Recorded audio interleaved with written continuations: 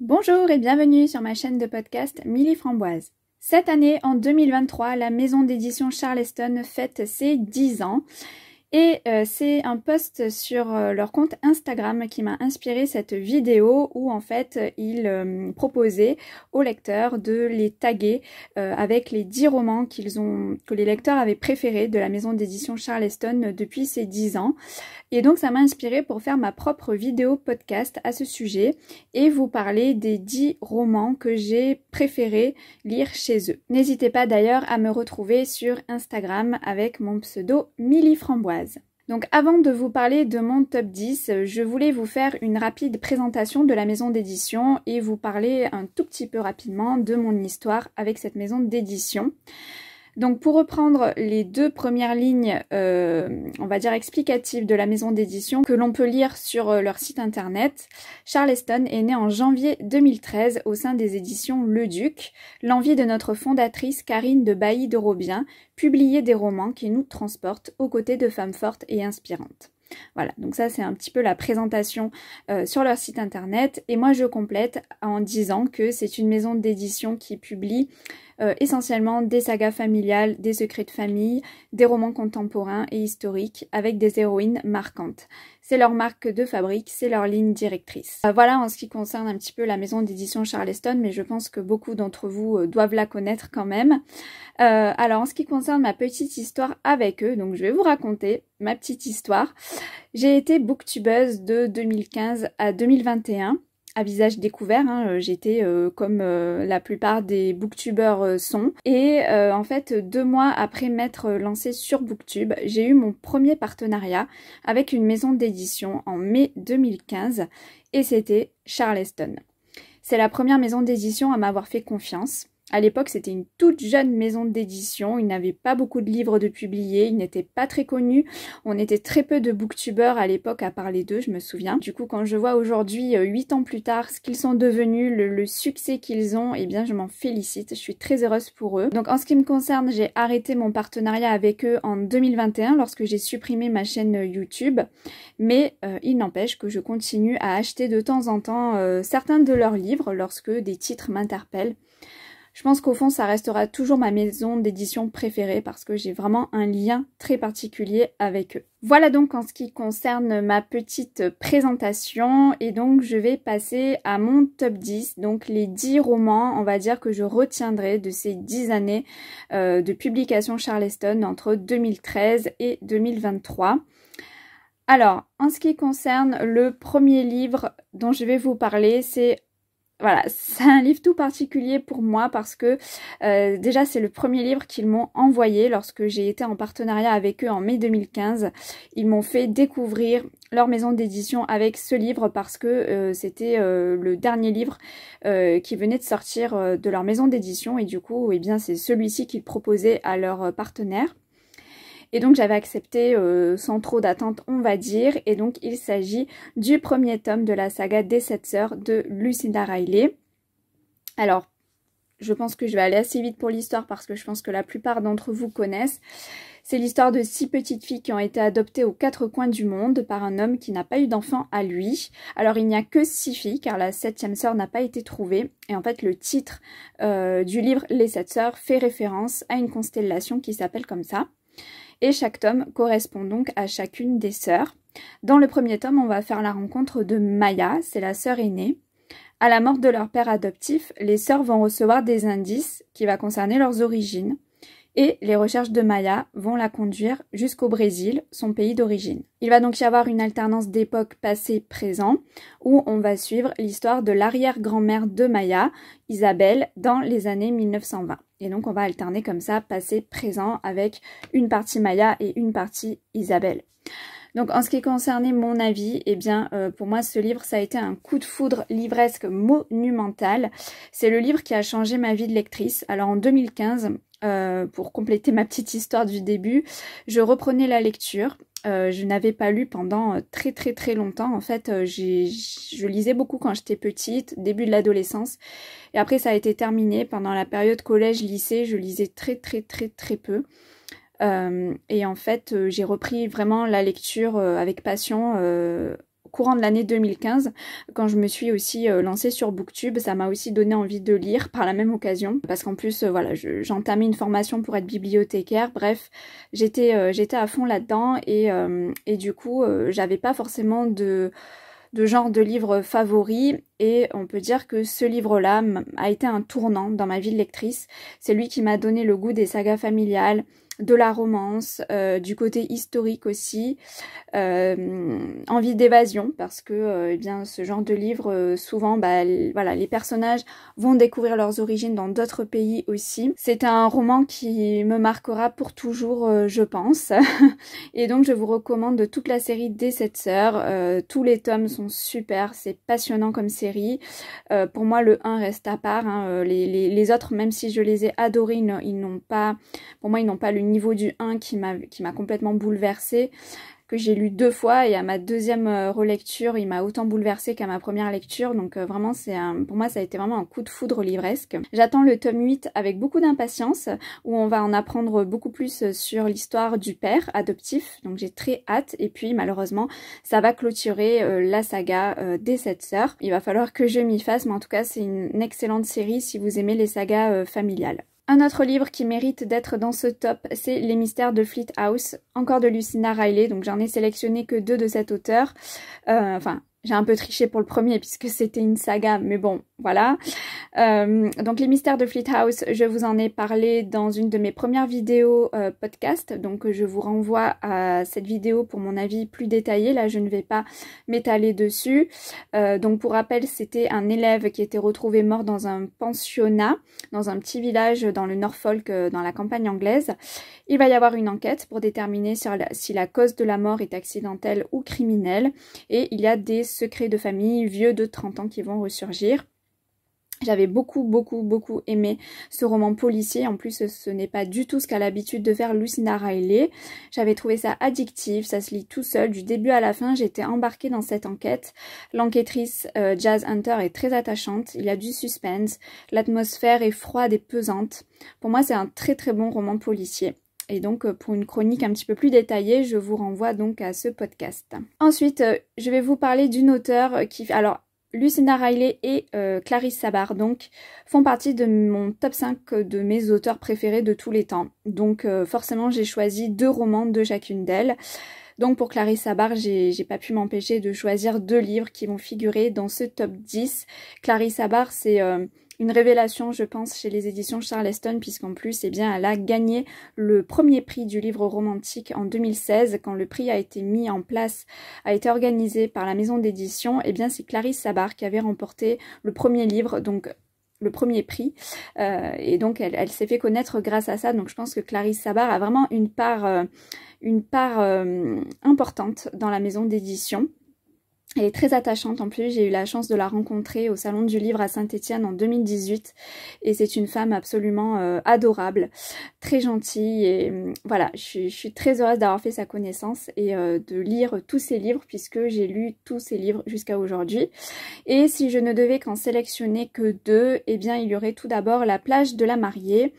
Donc c'est un livre qui est sorti en 2017. Ah oui, alors je voulais vous dire les dates aussi, puisqu'on est en fait les 10 ans. Donc Les Mystères de Fleet House est sorti en 2022 et le tome 1 des 7 sœurs est sorti en 2015. Donc La plage de la mariée qui est sorti en 2017, on va suivre Zoé, 30 ans, qui va apprendre sur le lit de mort de sa mère que son père n'est pas son père biologique. Sa mère, avant de mourir, va lui donner un seul indice, la plage de la mariée. Et ses recherches vont amener Zoé en Bretagne où elle va se faire embaucher dans une cupcakerie. Elle va y faire des rencontres tout en continuant à chercher qui est son véritable père et tenter de comprendre pourquoi sa mère lui a menti toute sa vie. Pour moi, c'était un petit bonbon. C'est le style de roman que je qualifie de doudou. C'est l'un de mes romans préférés de l'auteur. Il y en a eu plusieurs, mais voilà. S'il figure dans ce top, c'est que celui-là, je l'ai vraiment beaucoup aimé. Il faudrait que je le relise d'ailleurs. parce que je me rappelle pas de toute l'histoire. Ça fait... Bah oui, ça va faire 6 ans cette année que je l'ai lu, donc ça commence un peu à faire. C'était donc c'est un contemporain mélangé à des secrets de famille, avec une touche de romance, le tout dans un cadre cocooning, dépaysant. Alors, dépaysant pourquoi? Parce que l'histoire se passe en Bretagne et il se trouve que je ne suis jamais allée en Bretagne de ma vie. Donc oui, pour moi c'est dépaysant, tous ces paysages. J'ai vraiment beaucoup aimé et le fait que ça se passe dans une cupcakerie, en tout cas que Zoé travaille là-bas, il y avait ce côté très cosy avec tous ces petits cupcakes et tout ça. Donc voilà, c'est un livre, un petit bonbon à déguster. Ensuite, un autre livre de Clarisse Sabar que je retiendrai sur ces 10 ans, c'est À la lumière de nos jours, qui est sorti en 2021. On va suivre l'histoire de Julia qui revient après des années d'absence en Touraine dans sa famille paternelle, avec qui elle n'a plus de contact. Mais suite aux dernières volontés de sa mère, elle doit renouer avec son père et partir à la conquête de son héritage. Sa grand-mère rêve de voir sa petite-fille reprendre la pâtisserie familiale et Julia va se retrouver plongée dans l'histoire de 3 générations de femmes qui l'ont précédée. Donc il va y avoir une alternance passé-présent, des années 1920 jusqu'à la Seconde Guerre mondiale, il va y avoir des secrets de famille, etc. etc. J'ai trouvé ce livre absolument passionnant du début à la fin, avec des personnages attachants. Ce qui me passionne encore plus en fait dans ce genre de roman où il y a une alternance passé-présent, c'est les passages dans le passé qui sont vraiment prenants, qui sont très intéressants. Donc j'ai vraiment été passionnée encore plus par les passages du passé avec... en toile de fond, l'histoire avec un grand H, puisque on va voir plusieurs gros événements qui se sont passés, dont évidemment la Seconde Guerre mondiale. C'est un sujet qui me touche énormément et que j'aime retrouver dans mes lectures. Et là, donc, il y avait cette guerre-là en fond et l'histoire était vraiment prenante. Il y a aussi dans ce livre des femmes fortes et courageuses, de véritables héroïnes. C'est un peu la marque de fabrique des éditions Charleston, les héroïnes fortes et courageuses. Et Clarisse Sabar est à fond là-dedans et celui-ci, À la lumière de nos jours, est un livre magnifique. C'est un vraiment de mes préférés de l'auteur. Fleurs sauvages de Kimberly Freeman qui est sorti en 2015. À l'époque, ça avait été un énorme coup de cœur. On va suivre le destin de 2 femmes, l'une en 1921, Beatty. C'est une jeune femme qui avait de grands rêves, mais elle va se retrouver enceinte de son amant à l'âge d'à peine 19 ans. Elle va tout quitter pour partir s'installer en Australie. Et dans le présent, on a une autre femme, Emma, en 2009, l'histoire se passe. C'est une danseuse étoile qui avait tout pour être heureuse, mais qui, du jour au lendemain, va tout perdre. Et donc, le destin de ces 2 femmes sont liés. Je vous laisserai découvrir de quelle manière si vous lisez ce livre.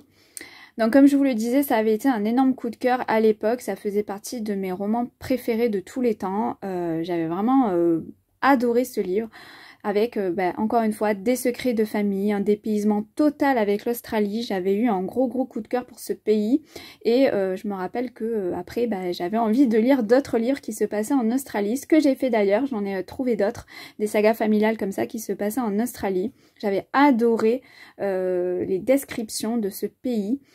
La romance, évidemment, puisqu'il y a toujours des histoires d'amour dans ce genre de livres, et vous savez que les histoires d'amour, c'est quelque chose qui me touche beaucoup, quand elles sont bien faites, quand elles sont sincères, et quand elles ne sont pas basées que sur le physique, évidemment, le physique des personnages. Les liens familiaux, amicaux, encore une fois des femmes fortes et courageuses, attachantes, des femmes qui prennent leur destin en main. C'était un roman très émouvant, très passionnant, j'ai très envie de le relire.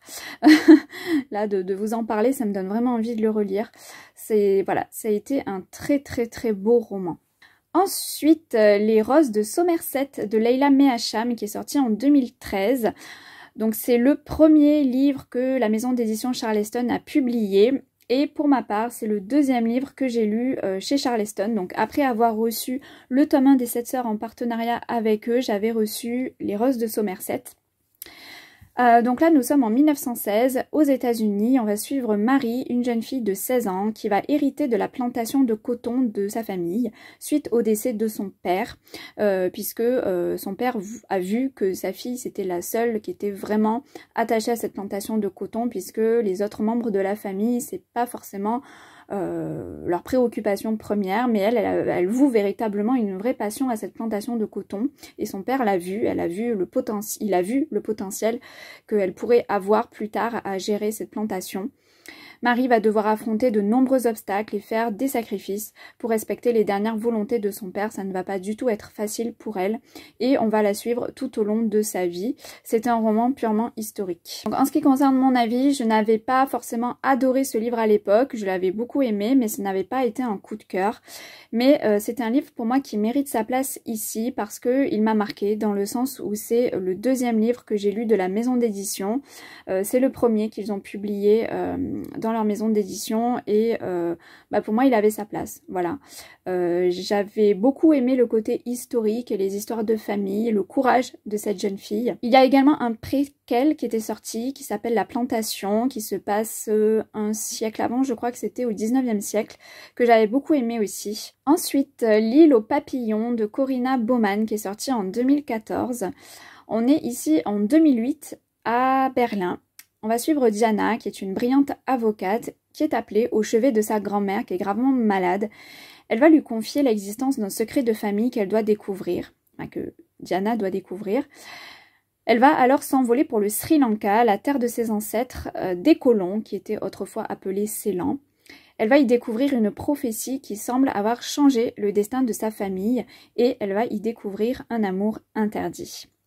Pour moi, ce livre avait été un gros coup de cœur aussi. À l'époque, franchement, j'avais des gros coups de cœur chez les éditions Charleston. J'adorais cette ligne directrice qu'ils avaient de grosses sagas familiales comme ça, avec plusieurs thématiques, moi, qui me touchent beaucoup. Des secrets de famille, évidemment, un dépaysement total, le Sri Lanka, voilà, avec des magnifiques paysages. Et puis ce n'est pas que ça aussi.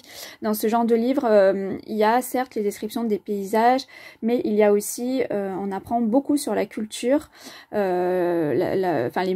us et coutumes, les mœurs de ces peuples, de ces personnes-là qui vivent dans ces pays reculés.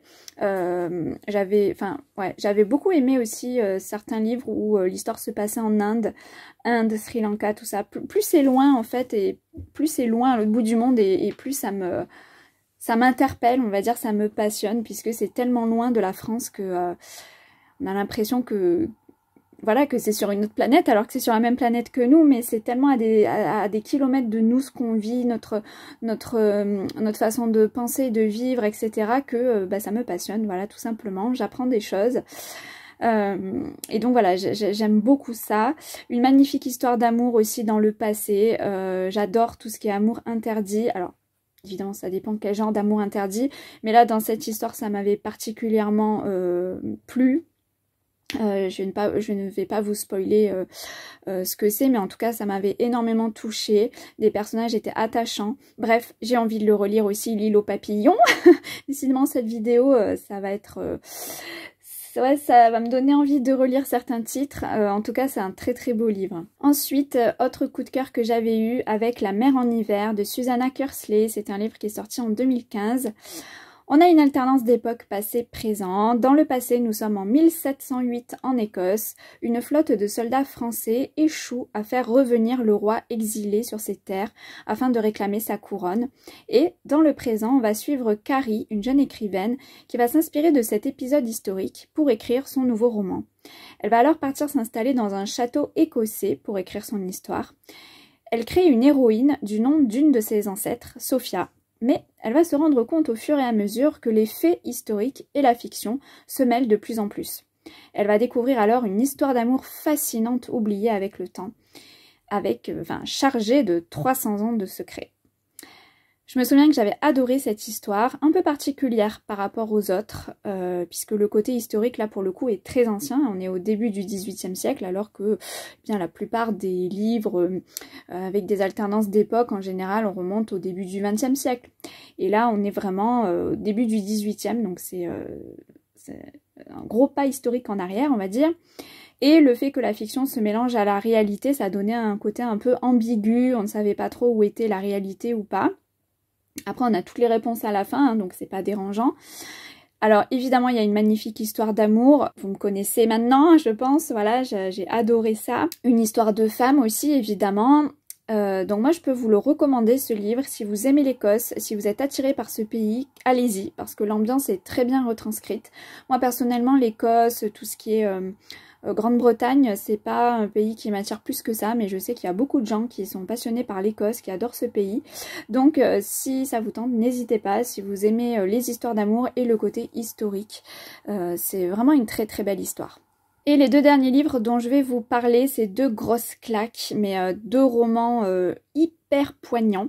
Le premier, c'est Le Lilas ne refleurit qu'après un hiver rigoureux de Martha Hall Kelly. C'est un livre qui est sorti en 2018.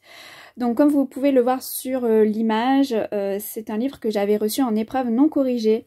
Donc je vais vous mettre tout de suite la couverture, du livre définitive, hein, puisque finalement je ne l'avais pas dans avec cette couverture. On va suivre le destin de 3 femmes pendant la Seconde Guerre mondiale, une actrice américaine, une jeune polonaise qui va entrer en résistance, et Hertha, c'est une femme médecin allemande dans les camps. Toutes les 3 vont se retrouver au camp de Ravensbrück. Donc pendant la Seconde Guerre mondiale, il y avait des camps, différents camps, et Ravensbrück était connu pour être le camp des femmes et des enfants. Où il y avait la plupart des personnes qui étaient dans ces camps, c'était des femmes et des enfants. Waouh, quelle lecture! C'est un roman coup de poing, poignant, bouleversant, une grosse claque. Je l'ai lu en 2018 et je me souviens encore de certains passages qui m'ont marqué.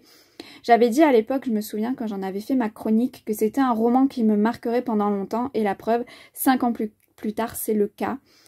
C'était un roman passionnant, émouvant, mais attention, c'est très très dur à lire, il faut s'accrocher, il faut vraiment avoir le cœur bien accroché, c'est vraiment pas facile à lire. Quand on suit le quotidien de ces femmes dans les camps, c'est horrible, enfin c'est très très difficile. J'ai appris des choses sinon sur les camps, certains aspects de la guerre, c'était... c'est un roman à la fois passionnant et à la fois très dur à lire, mais en tout cas une vraie claque. Donc vraiment si vous ne l'avez pas lu, je vous le recommande puissance 1000, mais attention, lisez-le au bon moment, voilà, lisez-le au bon moment. Et enfin, dernier livre, eh bien c'est tout récent, c'est une de mes récentes lectures, Pour que chantent les montagnes de Nguyen Phan Khai, qui est sorti en 2022. Nous sommes en 1972, pendant la guerre du Vietnam, on suit la petite Huong et sa grand-mère Dieu Lan. Elles sont en train de regarder Hanoï, la ville où elles habitent, brûler sous les bombardements américains. Et on va alterner passé-présent, remonter dans les années 1930 pour découvrir la jeunesse de la grand-mère Dieu Lan et sa vie ensuite. Le tout sur une période de 50 ans à peu près pendant toute la durée de la guerre du Vietnam. Et on va suivre donc 3 générations de femmes avec en toile de fond cette guerre et ses ravages. Donc je vais pas trop m'étaler dessus parce que j'en ai fait une chronique et là aussi je vous renvoie à cette vidéo là. J'en ai fait une chronique à part qui dure 10 minutes où je me suis vraiment, j'ai vraiment étalé mon avis dessus. C'est un roman passionnant où on a le point de vue des Vietnamiens sur la guerre, ce qui est très intéressant. Là aussi, ça a été très dur à lire certains passages, bouleversants, émouvants. J'ai eu beaucoup d'empathie pour les personnages. C'était à la fois aussi instructif puisque j'ai appris des choses sur cette guerre que, comme je le disais dans ma chronique, la guerre du Vietnam, c'est pas forcément quelque chose qu'on connaît bien. Même à l'école, c'est assez superficiel, on passe assez rapidement dessus. Et là, j'ai appris beaucoup de choses, donc c'était très intéressant. Voilà pour cette vidéo de mon top 10 de mes meilleurs romans des éditions Charleston. Ça m'a fait plaisir de me replonger dans ces souvenirs de lecture. Ça fait très bizarre de repenser à tous ces livres qui ont marqué ma vie de lectrice à un certain moment. Ça me donne envie d'en relire certains. Là, je me suis donné envie toute seule d'en relire. Je souhaite bien sûr un très joyeux anniversaire à cette maison d'édition, joyeux 10 ans, et j'espère qu'ils nous proposeront, qu'ils continueront à nous proposer pour les années à venir de merveilleux livres comme ça qui peuvent changer une vie de lectrice, de lecteur. Des magnifiques romans avec des héroïnes fortes, attachantes, courageuses, des dépaysements, des secrets de famille, des choses comme ça qui nous mettent un peu des étoiles dans les yeux, mais aussi des romans dont on a besoin pour se souvenir, des romans forts, bouleversants. Tout ceci pour moi fait la force de cette maison d'édition et je comprends qu'elle ait autant de succès. Donc j'espère qu'elle continuera dans cette lignée en tout cas et je serai là pour pour continuer à à lire acheter et lire leurs livres. Donc j'espère que ce podcast vous aura plu, que je vous aurai donné pourquoi pas envie de découvrir certains romans de cette maison d'édition. Et surtout, n'hésitez pas à me dire dans les commentaires quel est votre roman ou vos romans préférés des éditions Charleston. Je serai très heureuse de vous lire. En attendant, n'hésitez pas à vous abonner si le contenu vous plaît et à mettre un petit like, ça fait toujours plaisir. Et je vous dis à bientôt dans un prochain podcast.